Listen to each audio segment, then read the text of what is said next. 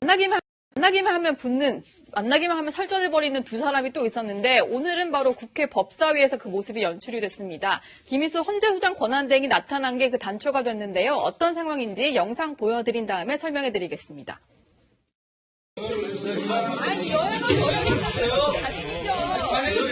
조용히 하세요. 자, 저는 발언 꺼놓고 얘기하겠습니다. 발언 꺼놓고 얘기하겠습니다. 어디 책상 네. 반말하지 마시고 서로 의견을 경청을 하고 또 헌법 무슨 권한 대응커녕 김진태 의원님 앉아서 발언해 주시고 박봉기 의원님도 회의 진행 중에 반말하지 마십시오. 반말하지 마십시오. 박봉기 의원님보다 나이가 좀 많습니다. 김인수 권한대행께서는 나중에 정상적으로 진행될 때 들어오시는 것이 좋지 않을까 싶습니다. 그냥 계십시오. 그냥 계세요. 예. 위원장은 권한대행의 입장을 고려해서 이 앉아 계시는 것이 계신다는 거 아닙니까 지금? 박봉기 의원님 좀 가만히 계세요. 맨날 나만 체크를 하고 집에서 나오는 얘기는 좀 조용해요! 하나도 체크 안 하고 뭐 하는 거지 지금? 좀 조용해요! 회의 시간에 왜 소리 지르고 반말을 그래요 도대체? 편파주고 이러지? 좀 반말하고 계시네. 저쪽은 왜 제대로 안 하고 나만 그러니까 왜? 박봉기 의원님 목소리가 더 크고요. 더 반말 많이 했습니다. 뭐 결국 이제 반말 시비로 이어지다 보니까 왜 붙었을까, 왜 반말하느냐, 뭐 왜 그러느냐 이런 얘기만 기억이 나실 것 같은데 정리를 좀 해드리자면 오늘 김희수 헌재소장 권한대행이 업무 보고를 하려고 하니까 일단 청와대가 국회에서 부결이 된 김희수 헌법재판소 권한대행을 그대로 임명을 좀 유지를 하겠다 이런 입장을 밝힌 거잖아요. 그래서 야당이 자격이 없는 권한대행으로부터 업무 보고 받을 수 없다. 그러니까 자리를 떠나라, 나가라 이렇게 얘기를 했는데 거기에 대해서 이제 민주당 측에서는 뭐 그런 식으로 말할 게 아니다. 나가야 될 필요가 없는데 왜 나가느냐 이런 식으로 하면서 그 여야 간의 설전이 벌어진 겁니다. 그래서 뭐 일단 한국당 쪽에서는 헌재 없어져야 된다 이런 얘기까지 나왔고 그렇게 말이 오가는 와중에 이제 의원들 간에 반말 시비가 붙고 자리에 일어섰는데 앉아라 이런 고성까지 오가게 된 상황입니다.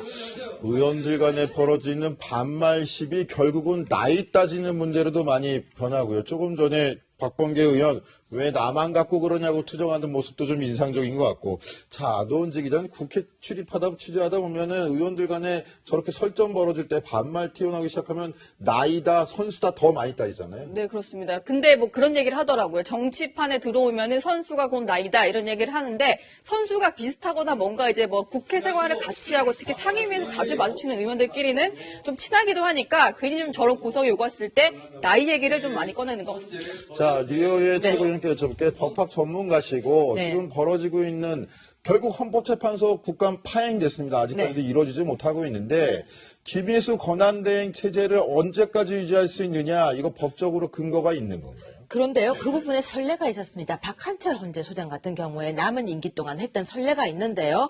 근데 지금 보면은 자, 남은 임기 동안 계속 쭉 끌고 가서 1년을 넘게 하겠다는 거죠. 남은 임기를 지나서 1년을 계속 내년 6월까지가 임기죠. 그러니까 내년 1년을 넘게 한다는 게 어떻게 보면 꼼수 인사가 아니냐는 이야기가 계속 나올 수가 있는 겁니다. 그거는 바로 헌재소장 후보자로서 국회 본회의에 표결을 해서 부결까지 당했는데 그렇죠. 권한대행이라는 꼬리표를 달고 임기까지 채우겠다. 이게 잘못된 거 아니냐라는 게 야권의 주장이신 거죠. 그런데 여기에서 한 가지 짚어봐야 될 것은 국회를 통과 못했었습니다. 문제점이 지적이 되어서 국회를 통과 못했는데 그렇다면 정말로 헌재소장의 부재가 문제가 된다면 좋은 사람을 다시 그 자리에 두면 되는데 얼마만큼 좋은 사람이 없길래 이렇게 계속해서 권한대행이라는 이름을 달고 계속 가야 하냐는 지적을 하는 거죠. 그리고 또 하나를 더 덧붙이자고 하자면은 그러면 김희수 지금 재판관 같은 경우에 본인이 권한대행으로 이렇게 임명을 받으려고 할 때 이미 본인이 그 자리에서 내가 못하겠다고 고사를 하는 게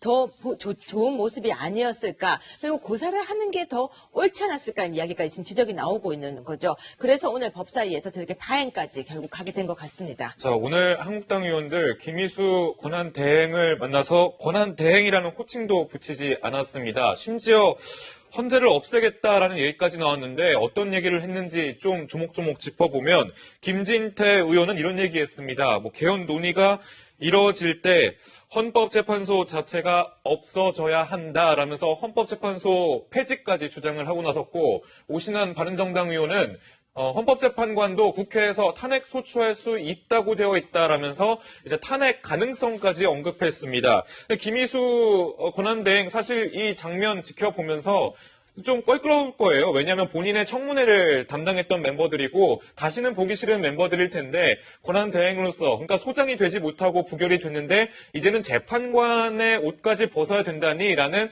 그런 억울한 마음 때문인지 1시간 반 동안 상당히 침통하고 입을 꾹 다문 듯한 표정을 지었습니다. 자, 이게 자유한국당에서만 문제를 제기하는 게 아니라 국민의당, 바른정당에서 같은 문제를 제기하고 있는데, 자, 실제로 이 문제 때문에 지금 좀 이렇게 연정이나 연대 논의까지 이어지고는 민주당하고 국민의당도 한판 붙은 것 같아요. 어떤 내용인지 좀 소개를 좀 해주시겠습니까? 네, 지금 추미애 의원은 이렇게 얘기했죠. 박지원 의원에게 이야기했습니다. 관역을 잘못 짚었다. 지금은 적폐를 향해서 활을 쏴야 되는데 라고 이야기를 하니까 박지원 의원은 또 추미애, 이건 제가 하는 말 아닙니다. 추미애 또 시작했다. 저 건드리지 말고 그냥 당대표나 오래오래 하세요라고 이야기를 한 거예요. 쌍방의 공방전이 있었는데요. 결국 이 이야기를 보면은 추미애 대표는 다른 데 가서 공격해라. 우리 공격하지 말고 이야기인 거고 박지원 대표는 자 그래도 이거는 문제가 있다라고 지적을 하고 있는 거죠. 근데 문제점이 있다라고 지금 야권에서는 다 지적을 하고 있는 건 사실입니다.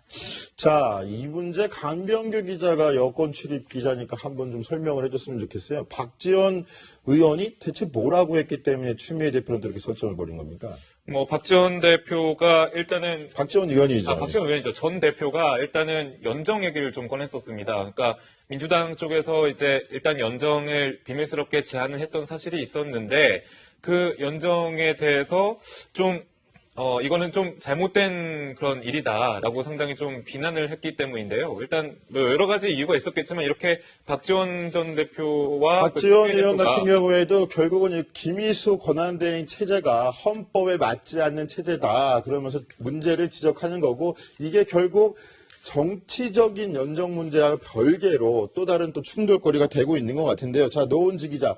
아무튼 간에 여당에서 저렇게 권한대행 체제 유지하고 뭐 이런다 그런 데 대해서 자유한국당이 반발하고 나서면서 자유한국당 입장에서는 바른정당하고 통합 더 빨리 이루어야 되는 거 아니냐, 더 힘을 키워야 되는 거 아니냐 이런 목소리도 나올 것 같아요. 네, 그렇습니다. 한국당 입장에서는 그런데 사실은 이제 그 걸림돌이라는 표현 좀 그럴 것 같고요. 일단은 그 통합에 있어서 좀 약간 반대하는 목소리, 자강파 의원들은 여전히 그런 목소리를 내고 있는데 오늘도 좀 공개적으로 좀 이제 그 통합파 의원을 비판한 의원이 있어서 제가 직접 통화를 한번 해봤습니다. 바로 바른정당의 지상욱 의원과의 통화 내용인데요.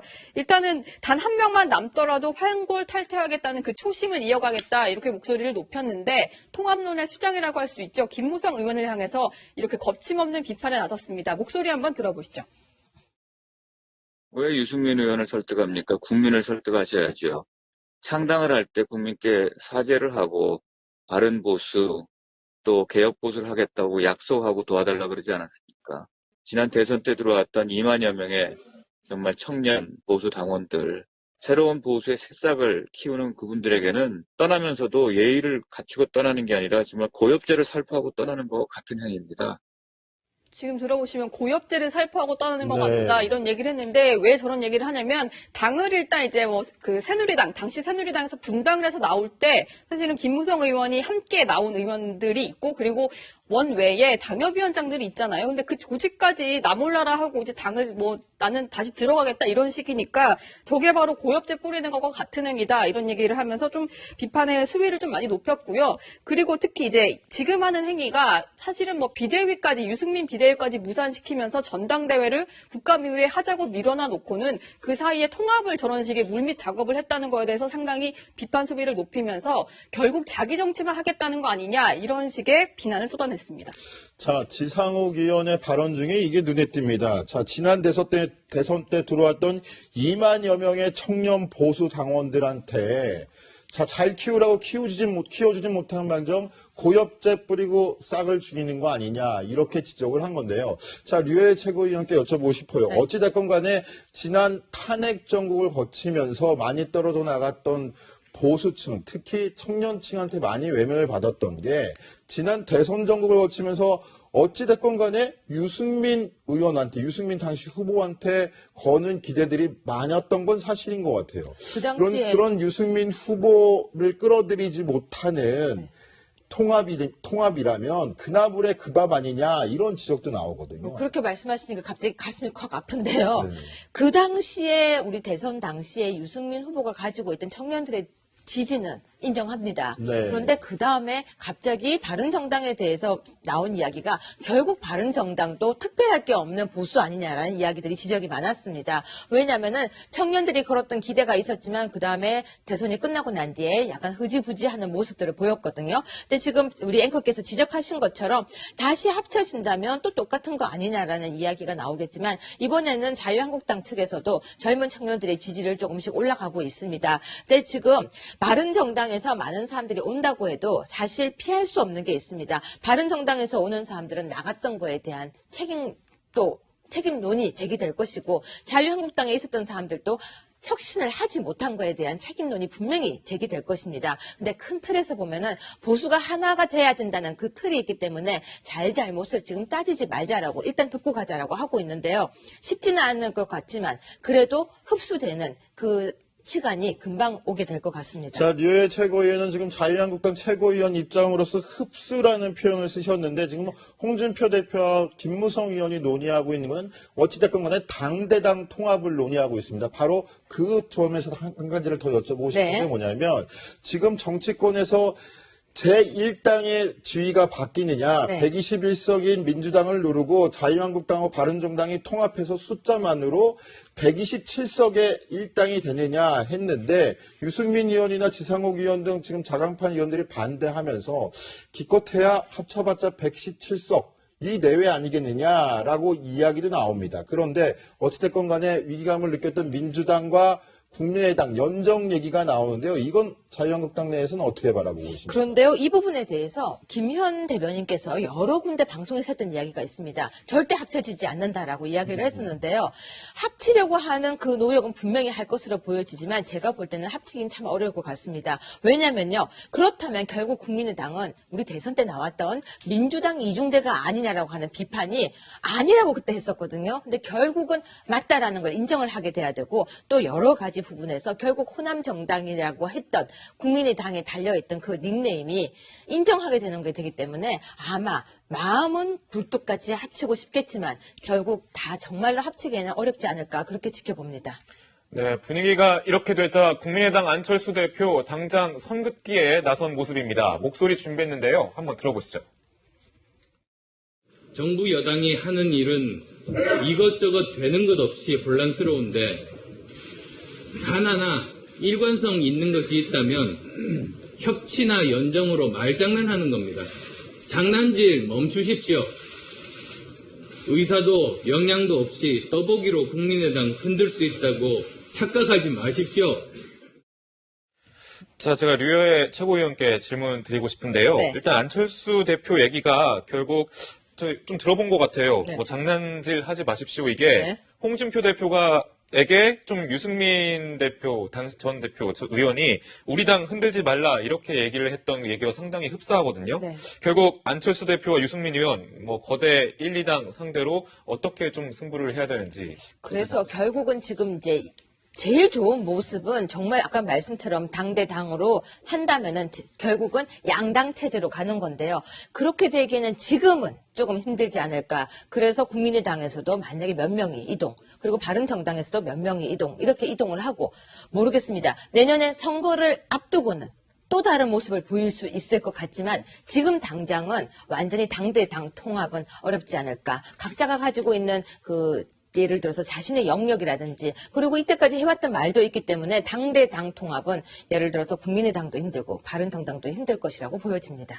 네, 박근혜 전 대통령 탄핵 정국, 그에 이은 대선 정국을 거쳐온 정치권이 지금 정계 개편 소용돌이에 빠져들고 있는 모양새까지 짚어드렸고요.